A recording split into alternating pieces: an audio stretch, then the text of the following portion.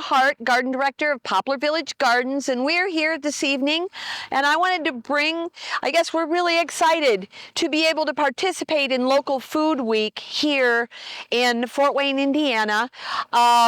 That begins on Friday and lasts for the whole week. And Poplar Village Gardens is giving child-friendly guided tours twice during that time. Once at 2 o'clock in the afternoon on July 30th, and another time is August 3rd, which is a Thursday at 6 p.m.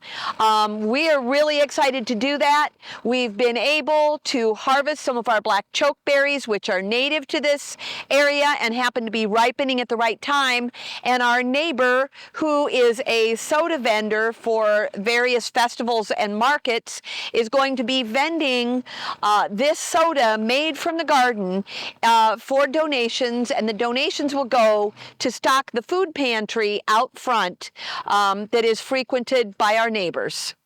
What I'm going to do today is I'm going to talk a little bit about what this property was like before we planted our first tree. And I'm standing here in front of this open art wall. This is part of a project that is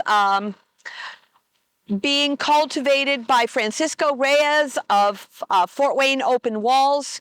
They do invite artists to come to various places in the city to create art, and I am absolutely overjoyed that we have a place where artists can create that is on the property. I think it only adds and benefits the neighborhood to add beauty and interest. So I'm standing on the drive that's opposite of the open art wall, and over in this area it was just an open grassy space. This is where a building formerly was, and that has since been torn down. That was prior to my acquiring the property. Now, in this area, we have installed our persimmon guild, which is full of persimmon trees and various and sundry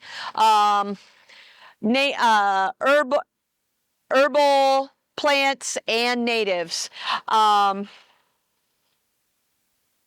And we're just keeping on going with that. It's probably the farthest from the house, so it's also the least developed of our guilds.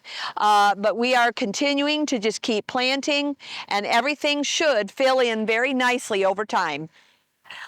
I'm standing right here where there used to be an alley. This is how my clientele and neighbors would access this part of the neighborhood, was by coming down this alley and turning a pretty sharp curve to come around and access the rest of the block.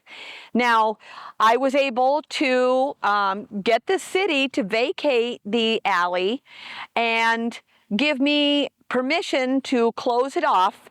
And so what we are doing right here with all this mulch is we just keep spreading it out and letting it sink, spreading it out and letting it decompose, so that eventually we will have some really nice quality soil here.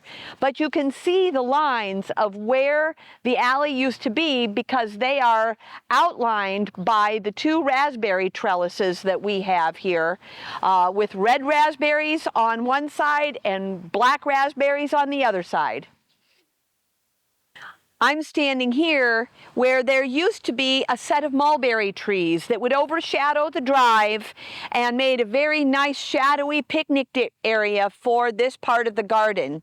We've installed picnic tables and our rainbow bench, but this tree became such that we needed to remove it for safety reasons. So unfortunately, sometimes when you're making improvements in your environment, that involves killing or removing plants, and this tree had served us well, but it was time for it to serve a different way in the garden.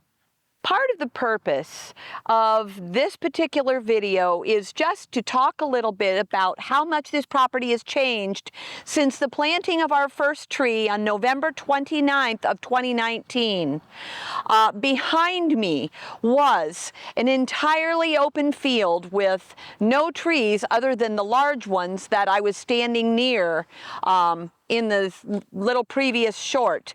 The guilds that are behind me have all been developed since then, and this year we were able to commission one of my former students of the child care to create pavers so that each guild in the garden is now its own destination, with our theme being the fruits of the Spirit.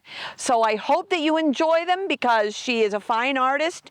She created the designs and did the painting for these, and they are a good addition to the garden.